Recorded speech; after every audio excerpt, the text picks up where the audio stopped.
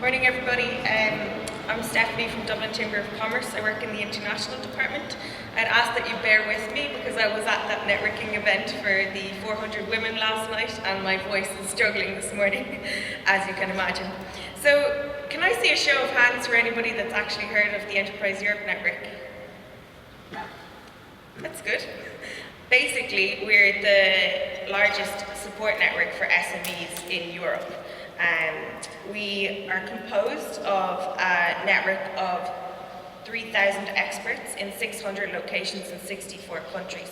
So in a world where it's not what you know, it's who you know, I think this is our biggest asset. So if a company is looking to enter a market and you need a contact in that market, you can contact us and ask us to find a contact for you, be that like a partner or a client that you're looking to gain access to. Okay. So in Ireland, the Enterprise Europe Network partners are Enterprise Ireland, Dublin Chamber of Commerce, Cork Chamber of Commerce, and the local enterprise offices. We work quite closely with Invest Northern Ireland in Belfast, and we have a number of strong UK partners as well. These are the 17 key sectors across which we operate, and we have sector groups for each of these sectors as well, which meet on a regular basis to develop research and advice for your business. So this is the list of all of the services that we provide from the Enterprise Europe Network. It's divided into three sections. There's the international branch, the advisory service, and advice on funding and innovation. So just to hone in on two of those, I'm going to speak about the international partnering service and the advisory service today because that's quite relevant to the e-commerce side of things. So on top of our international service, we provide an access to an online database. So this is Europe's largest database of opportunities for SMEs. I'll delve a little bit deeper into that in a few moments and give you a demo of the database, but we also organise a lot of matchmaking and B2B events on an annual basis. So last year we brought 40 IT companies from the Western Balkans, 6 countries plus Montenegro and Georgia, and companies from Northern Ireland down to Dublin, and we invited our members to participate in a half-day briefing session on IT opportunities in the Western Balkans, in Ireland and Northern Ireland. And then we proceeded to have B2B matchmaking, like speed dating, in the chamber, and arranged 122 meetings in the day. The sole end goal of that is to create cross-border partnerships. And it works very well. We've been monitoring and following up on all of those B2B meetings, and there's a number of partnerships have resulted.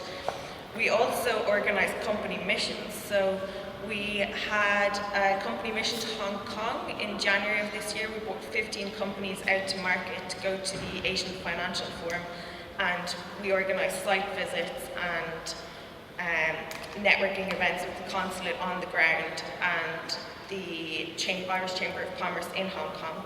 We're also currently working on a trade mission to San Jose. We're working very closely with Dublin City Council on that, and we're currently accepting applications to go on that trip.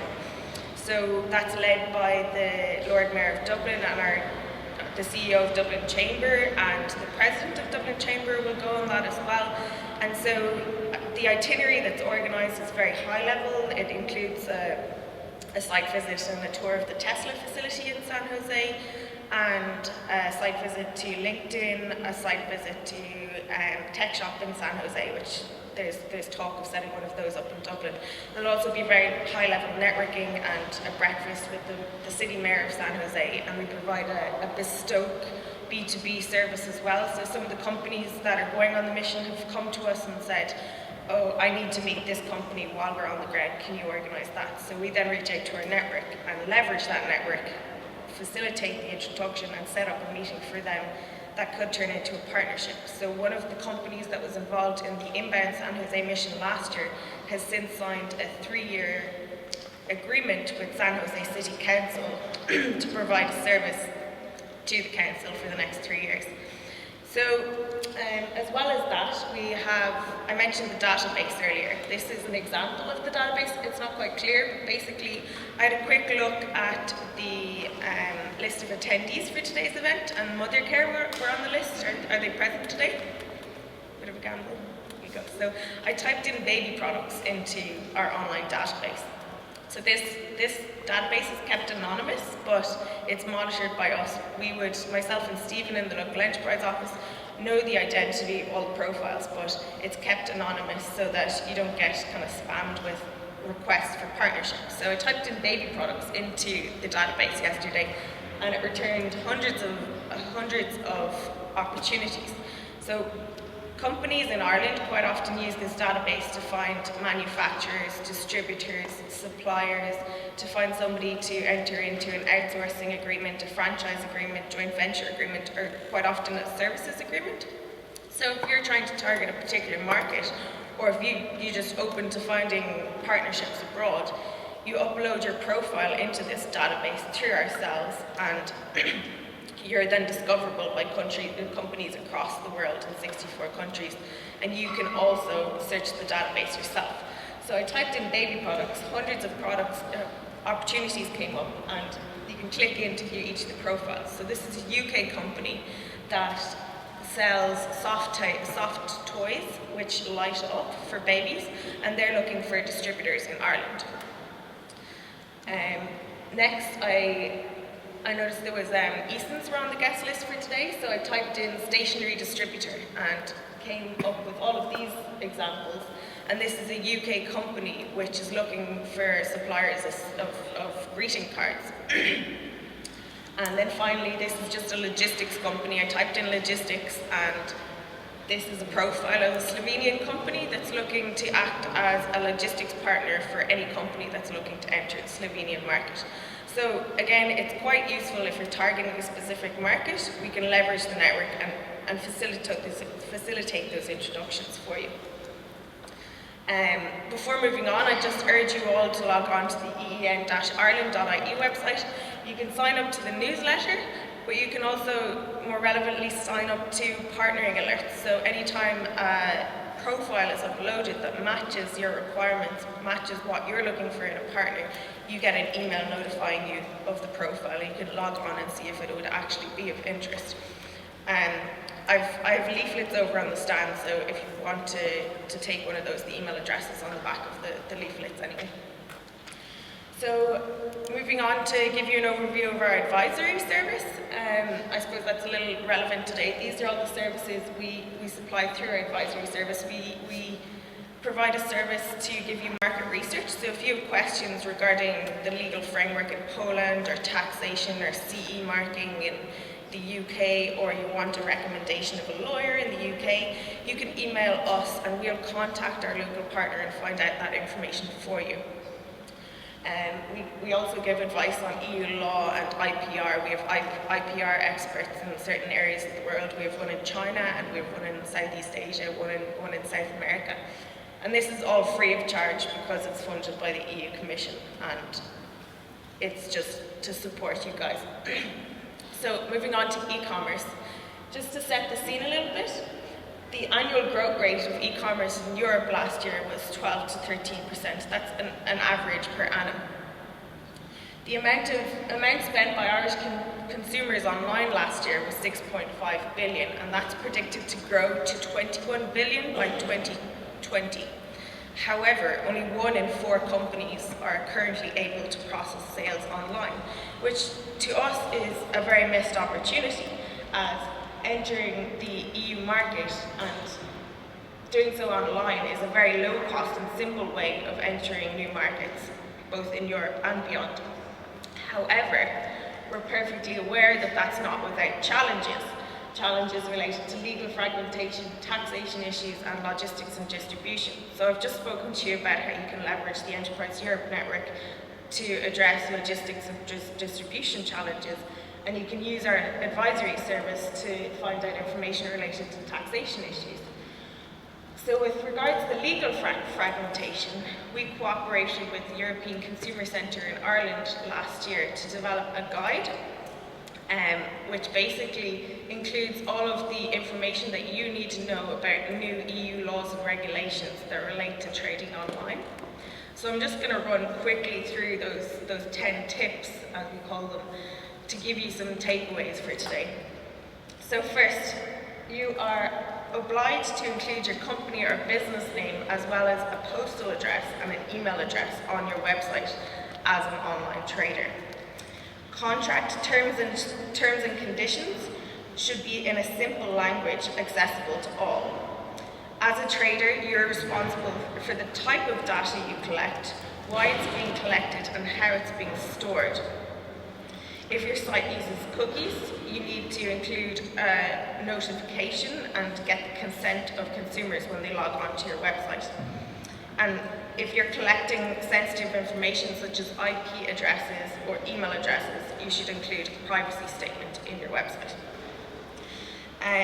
Sensitive consumer transaction information must be protected and secured. We recommend that you would add a secure online processing payment method on your website and include a shopping cart. Customers should be able to add and remove products to their shopping cart and check out before there is an obligation to pay. Again, different countries require different payment processing methods. For instance, in China it would be completely different to that which we use in Europe. They use Alipay. So if you're unsure about the payment processing method that you should be using, you can contact us and we'll find out for you and notify you if you're targeting a specific market. So since June 2014, customers are not bound by online contracts if it's not made clear when activating a button or a similar function that there's an obligation to pay. All pre-contractual information required by law has to be included on the website. For instance, if you omit the right to withdrawal on your website in the terms and conditions, customers can demand that that period would be extended to 12 months. So products must be of merchantable quality, fit for purpose and as described, and correspond to any samples used. If a fault occurs within 6 months of purchase of a product, the customer can demand a refund. It's no longer acceptable to charge extra by obtaining consent by means of an opt-in box, an automatic default tick box, basically. So the period for order completion is 30 days, which means that your goods must be delivered within 30 days unless otherwise agreed. And if not, the consumer can void the transaction. In the EU, customers have 14 days to withdraw from a transaction without any reason. They can do it at any stage up until 14 days. And under EU rules, you cannot charge customers extra for paying by a particular method, such as using a credit card, beyond that which the cost that is incurred by you. In addition, if you're supplying a hotline, you can't charge more than the basic cost of the call to the customer. And then finally, I suppose the most recent regulation is the online dispute resolution platform. As of February 2016, traders are obliged to provide a link to the online dispute resolution platform on their website. I've included the website address there and it's on the back of all the guides. It's ec.europa.eu/ODR and you have to link to that website. So if there's a dispute that can't be resolved, we would obviously always recommend that you try and resolve it directly with the customer first. But if there's some contention, they need to be able to contact this website. I've got a screenshot of the homepage there, and report the dispute, and then they will assign, if you agree, they'll assign an alternative dispute resolution body to resolve the dispute. So that's all of the tips. I've brought along some of the guides here today and I can hand them out shortly. My colleague Rob at the back has some more. If you have any questions regarding the content of my presentation today, you can grab me afterwards. And I've included my email address and the EEN Ireland website up there. Thanks very much.